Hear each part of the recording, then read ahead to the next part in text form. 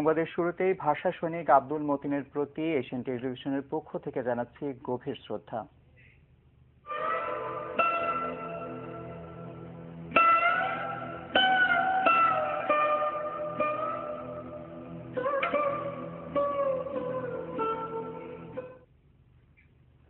চলে যাচ্ছি পুরো খবরে। কেন্দ্রীয় শহীদ মিনারে শ্রদ্ধা আর ভালোবাসায় সিক্ত হলেন প্রয়াত ভাষা সৈনিক আব্দুল মতিন। সর্বস্তরের মানুষের দেয়া ফুলের চাদর পরে মতিন গেলেন ঢাকা মেডিকেল কলেজে। স্ত্রী গুলবদরনেসা মনিকা স্বামীর মরদেহ আনুষ্ঠানিকভাবে ঢাকা মেডিকেল কলেজ কর্তৃপক্ষের কাছে তুলে দেন। আরো জানাচ্ছেন শাহান পাপন।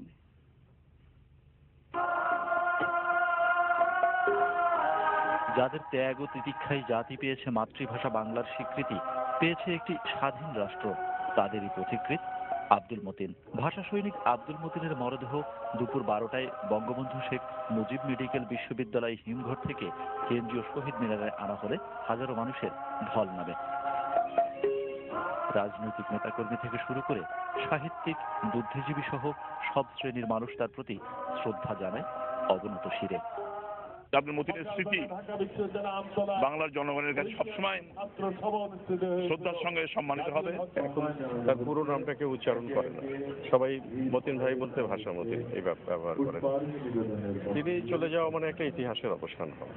এই পতাকা সূচনা যদি হিসেব করা যায় তাহলে ওই 21শে ফেব্রুয়ারি ওই রক্ত রঞ্জিত এই জায়গাটায় যেখানে আমরা বসে আছি, এই জায়গাতেই তার যে অবদান, সেই অবদানের তুলনা আর দ্বিতীয় কেউ আছে বলে আমার জানা নাই।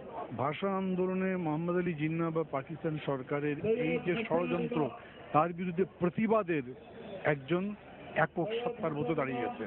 বহু ভাষা সৈনিক পরবর্তীতে নীতিভ্রষ্ট হয়েছেন, কিন্তু আমরণ তিনি নীতিতে একনিষ্ঠ থেকেছেন। আমরা তাকে মনে রাখবো আমাদের গান, কবিতায়, বিশেষ করে আমাদের জীবন চর্চায়। তার মতো মানুষের আজকে বড় বেশি প্রয়োজন ছিল। তিনি অসময়ে আমাদের মাঝ থেকে চলে গেলেন। জাতিকে উনি যা দিয়ে গেছেন সেটা তো আর হারিয়ে যায়নি। যে চেতনার কথা বলছি, সেই চেতনা হচ্ছে কি জাতীয় মুক্তি আন্দোলনের চেতনা, সে চেতনা হচ্ছে সমাজতন্ত্রের চেতনা।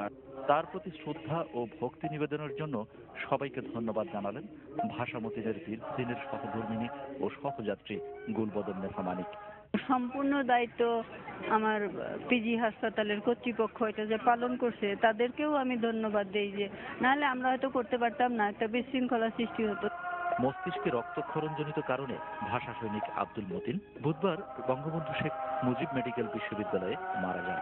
এর মাধ্যমে বাংলাদেশের ইতিহাসের এক সংগ্রাম মুখর অধ্যায়ের শেষ হল।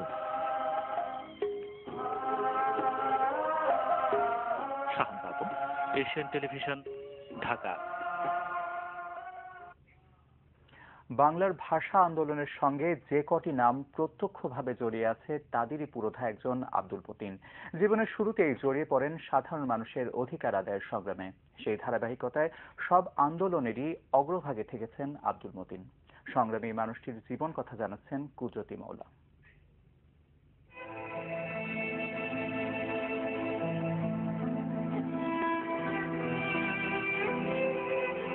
আজীবন সাধারণ মানুষের অধিকার আদায়ের দীপ্ত কণ্ঠস্বর আব্দুল মতিন। জন্ম 3 ডিসেম্বর 1926 সিরাজগঞ্জের চৌহালিতে। প্রতিবাদী আব্দুল মতিন ব্রিটিশ আন্দোলনে ছিলেন প্রত্যক্ষভাবে সম্পৃক্ত। দ্বিতীয় বিশ্বযুদ্ধের শেষ দিকে ব্রিটিশ আর্মিতে কমিশন পাওয়া সৈনিক আব্দুল মতিন শুরু থেকে চেয়েছিলেন সংখ্যাগরিষ্ঠ নিপীড়িত মানুষের একটি রাষ্ট্র।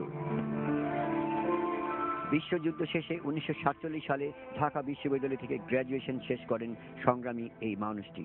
বিশ্ববিদ্যালয় সমাবর্তন অনুষ্ঠানে যখন জিন্না বললেন Urdu and Urdu shall be the state language of Pakistan, তখন তার কণ্ঠে ধ্বনিত হয় নো নো নো। তারই নেতৃত্বে 1952 21শে ফেব্রুয়ারি 144 ধারা ভঙ্গ করার সিদ্ধান্ত নেন শিক্ষার্থীরা। 71-এর মুক্তিযুদ্ধেও গুরুত্বপূর্ণ ভূমিকা পালন করেন ভাষা মতিন। তিনি মূলত বাম রাজনীতিতে সম্পৃক্ত ছিলেন এবং মুক্তির চেতনা বাস্তবায়নে ও আত্মনির্ভর বাংলাদেশ গঠনের স্বপ্ন দেখিয়ে গেছেন আজীবন। কুদরতি মওলা, এশিয়ান টেলিভিশন। এবারে অন্যান্য প্রসঙ্গ। ফেনীর ফুলগাজী উপজেলার চেয়ারম্যান একরাম হত্যা মামলার অন্যতম আসামি রুটি সোহেল সহ 3 জনকে গ্রেফতার করেছে র্যাব।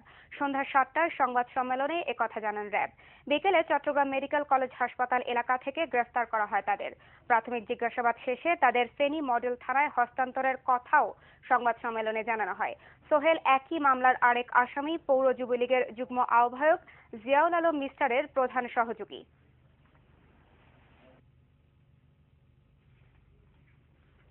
জয়পুরহাটে ব্র্যাক ব্যাংক লুটের মূল পরিকল্পনাকারী শামীম সহ 7 জনকে আটক করেছে র্যাব।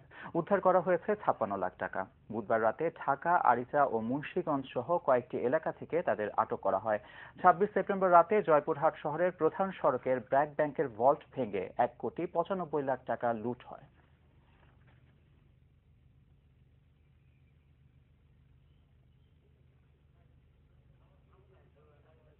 তারা মূলত 12ই সেপ্টেম্বর একটি বাসা ভাড়া করে, সেই বাসাটা মূলত একটি এনজিওর নামে ভাড়া করে, যেটার নাম ছিল বাংলাদেশ পুয়ার ডেভেলপমেন্ট লিমিটেড।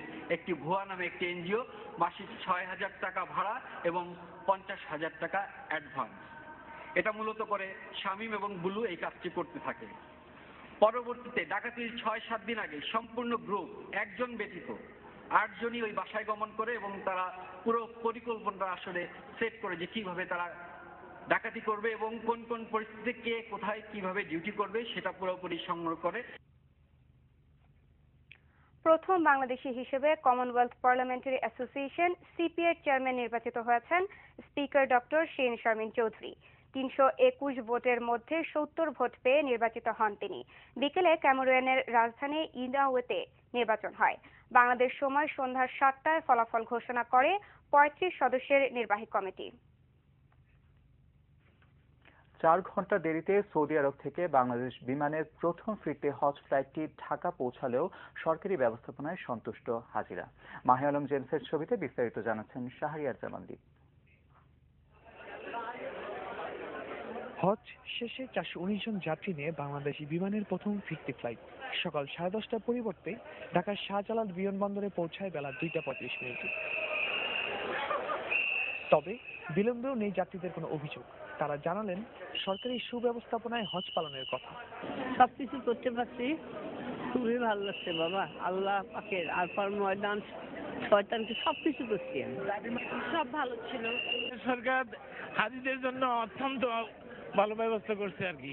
ভালোভাবে হজ কার্য সম্পন্ন করতে পারছি, কোনো অসুবিধা নেই। সরকারিভাবে আমরা গেছিলাম আর কি, কোনো সমস্যা নেই, খুব ভালো ব্যবস্থাপনা। বিমানের ফিরতি হজ ফ্লাইট চলবে 8 নভেম্বর পর্যন্ত। শাহরিয়ার জামান দীপ, এশিয়ান টেলিভিশন, ঢাকা। মানবতা বিরোধী অপরাধের সাজাপ্রাপ্ত জামায়াতে ইসলামের সাবেক আমির অধ্যাপক গোলাম আজমকে হাসপাতালে ভর্তি করা হয়েছে। প্রথমে বঙ্গবন্ধু শেখ মুজিব মেডিকেল বিশ্ববিদ্যালয়ের প্রিজন সেলে ও পরে করোনারি কেয়ার ইউনিটে স্থানান্তর করা হয়। রক্তচাপ ও শ্বাসকষ্টজনিত রোগে ভুগছেন গোলাম আজম। উত্তর আন্দামান পেরিয়ে ঘূর্ণিঝড় হুদহুদ এখন দক্ষিণ বঙ্গোপসাগরে। ঘূর্ণিঝড়টি বাংলাদেশের উপকূলের দিকে না এসে ভারতের উড়িষ্যা ও অন্ধ্রপ্রদেশের দিকে এগুচ্ছে। তবে এটি যে কোনো সময় দিক বদলে বাংলাদেশের দিকেও আসতে পারে। ঝড় প্রভাবিত এলাকায় বাতাসের গতিবেগ ঘন্টায় 88 কিলোমিটার পর্যন্ত বাড়ছে। গত সোমবারই উত্তর আন্দামান সাগরে একটি ঘূর্ণিবায়ু সৃষ্টি হয়, পরে 4 দফা শক্তি বাড়িয়ে তা নিম্নচাপে রূপ নেয়। গতকাল সকাল নাগাদ এটি ঘূর্ণিঝড় হুদহুদে পরিণত হয়।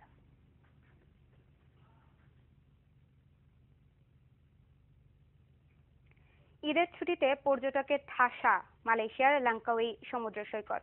তবে সারা বছরই বিশ্বের বিভিন্ন প্রান্তের মানুষ আসে পাহাড় দ্বীপে ঘেরা এই সৈকতে। এখানকার নৈসর্গিক দৃশ্যাবলী আর স্বচ্ছ নীল জলের পরশ পর্যটকদের করেছে মুগ্ধ। মালয়েশিয়া ঘুরে এসে আরো জানাচ্ছেন আমাদের বিশেষ প্রতিনিধি আলম হোসেন খান।